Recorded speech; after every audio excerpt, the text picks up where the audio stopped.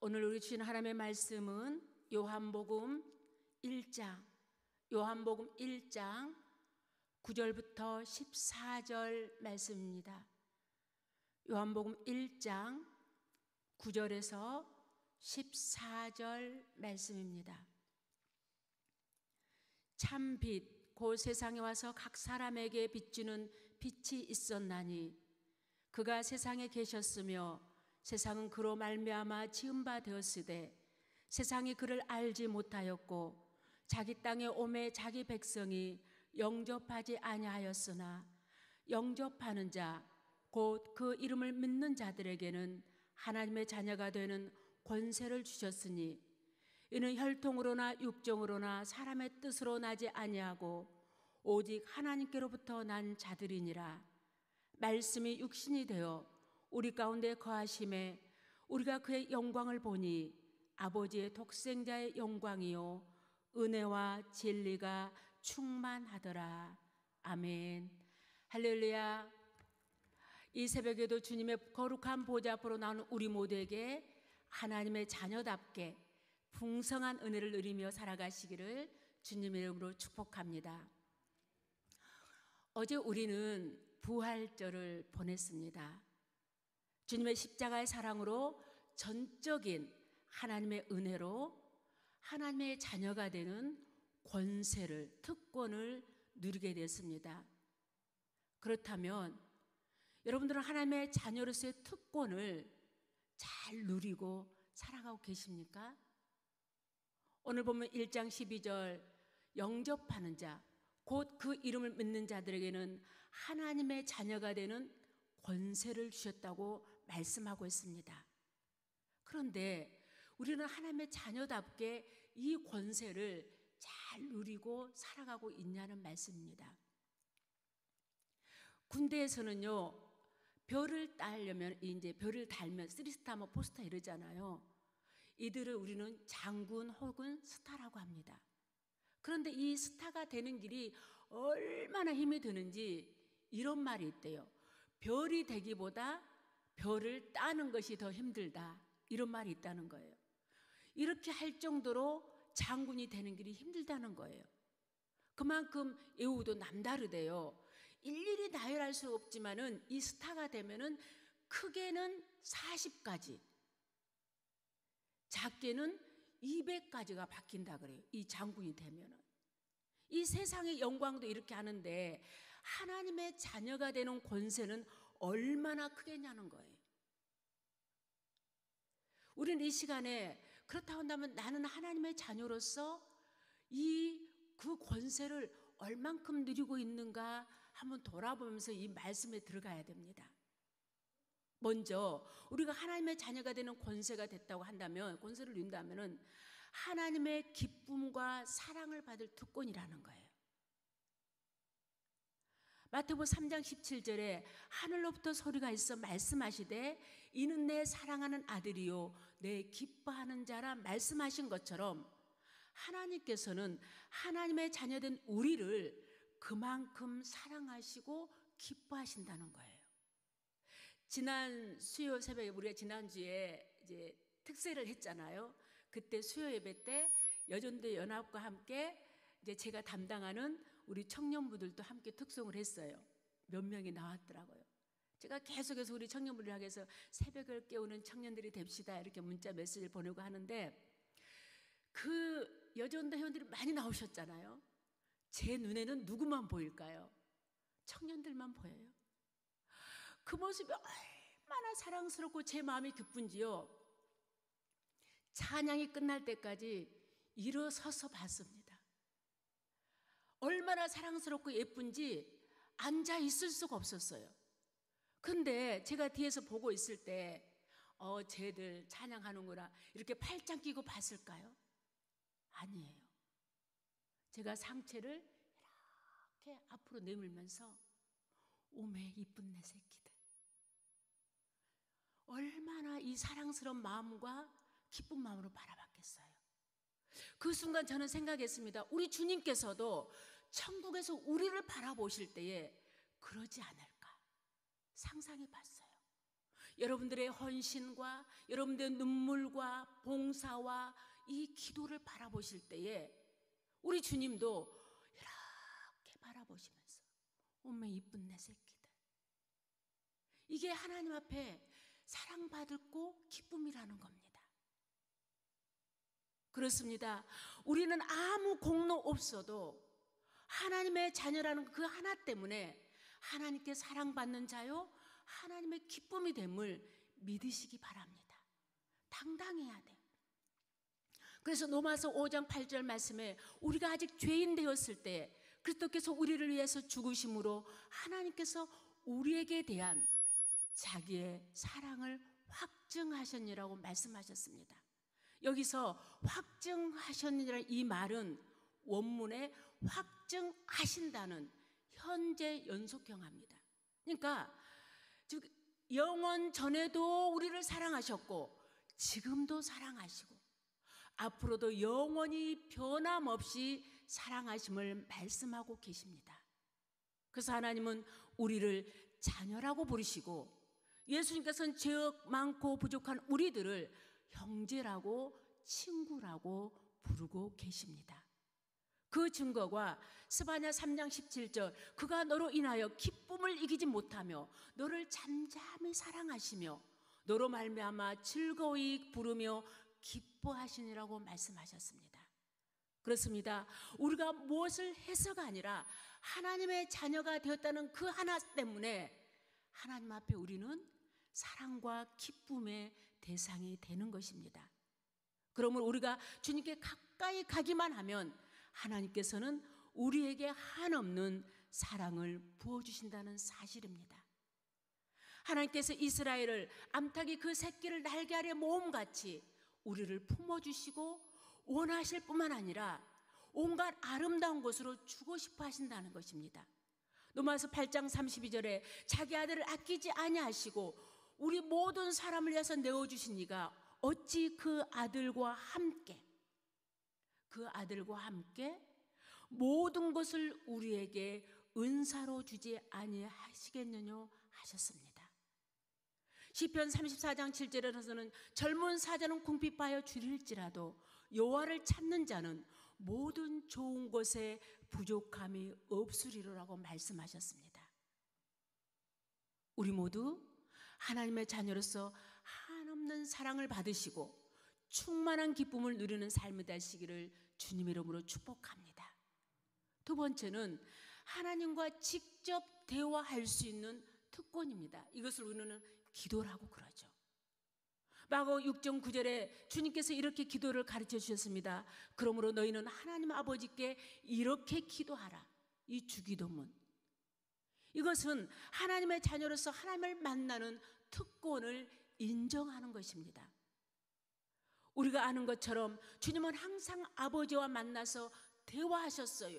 기도하셨어요. 습관을 따라서 기도하셨고 새벽 미명에 기도하셨고 밤중에도 기도하셨습니다. 그래서 뭡니까? 하나님 아버지하고 대화하는 거예요. 우리도 마찬가지로 하나님 아버지와 시간을 정해놓고 기도해야 된다는 사실이에요. 만나야 된다는 사실입니다. 대화해야 된다는 거예요. 어떤 자식이 효자일까요?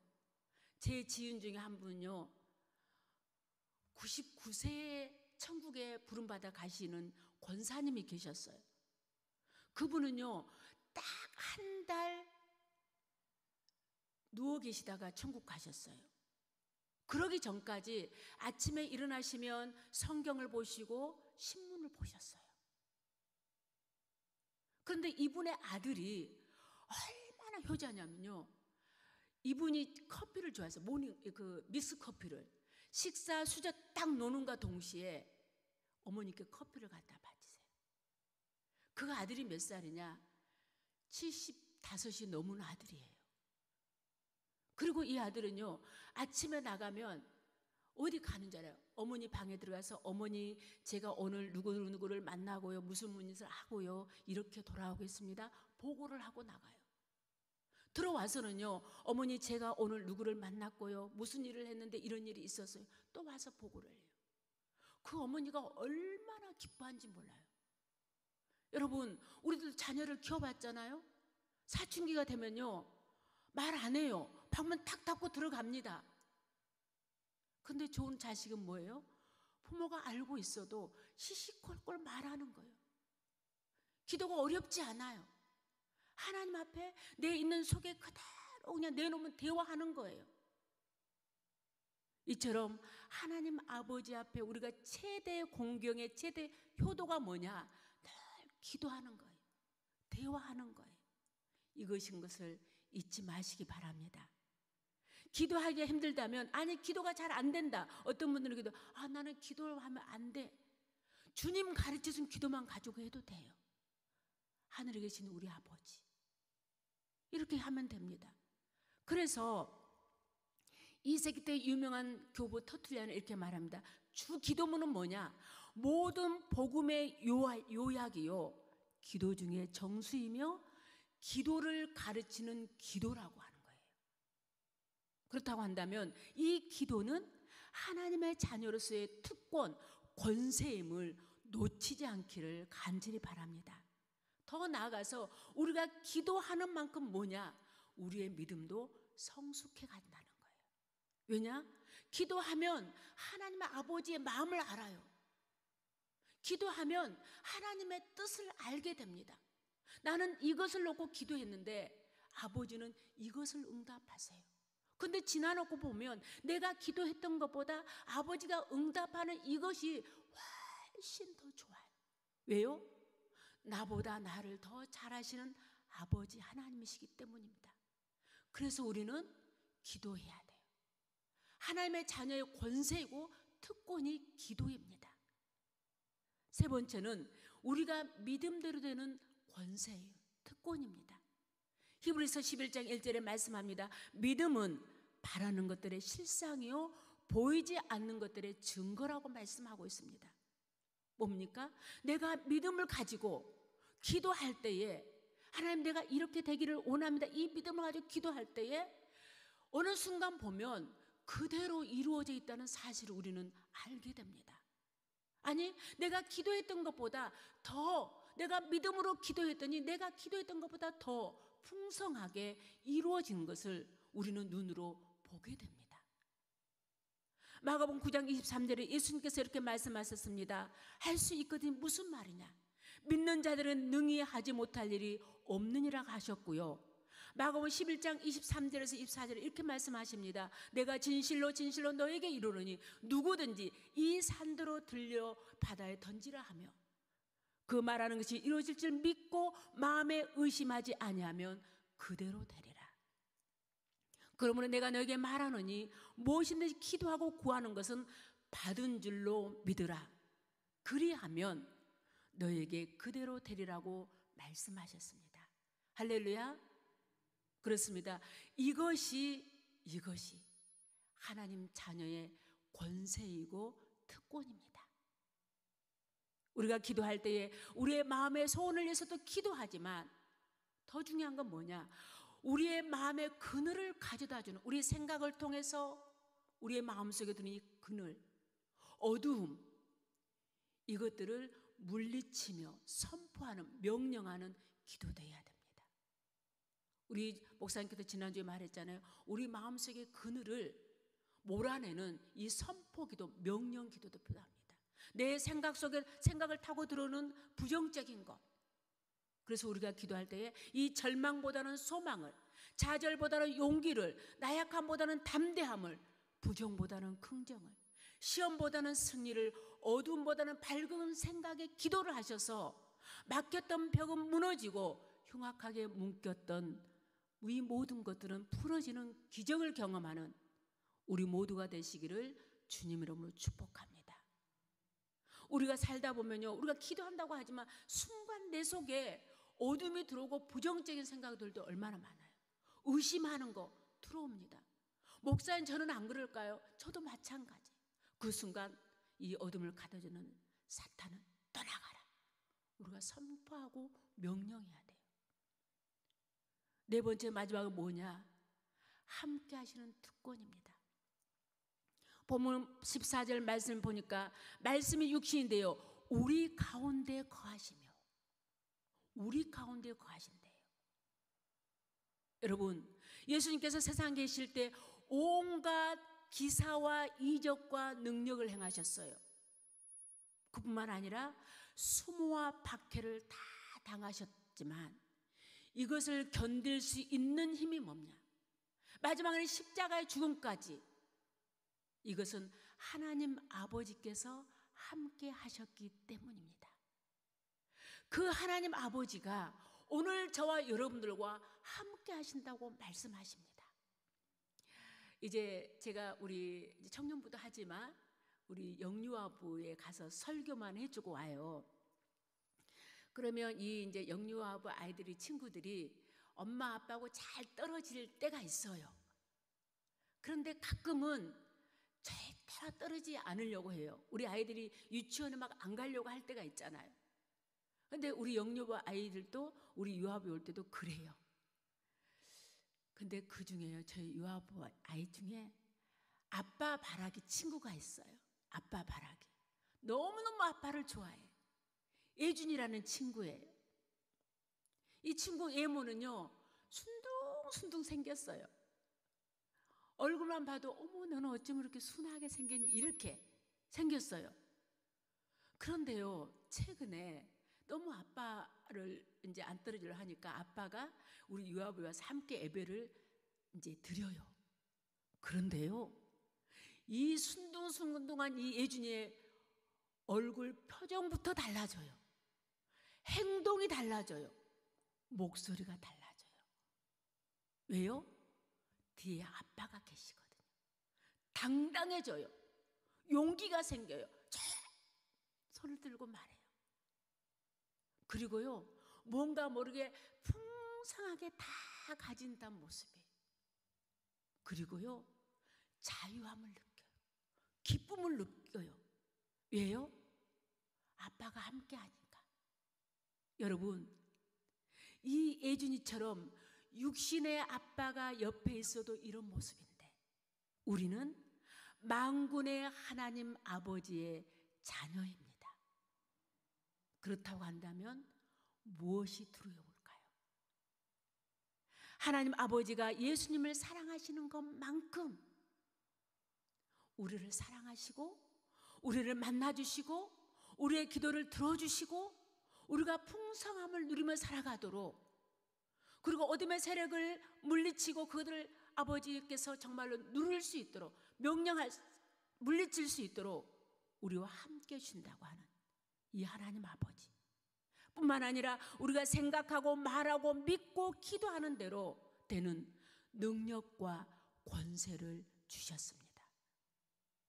그렇다고 한다면 우리 모두 그분의 자녀로서 우리에게 주시는 이 모든 상황들을 당당하게, 담대하게, 평안하게, 풍성하게 누리는 이런 은혜가, 이 특권을 충만히 누리며 살아가시기를 주님의 이름으로 축복합니다.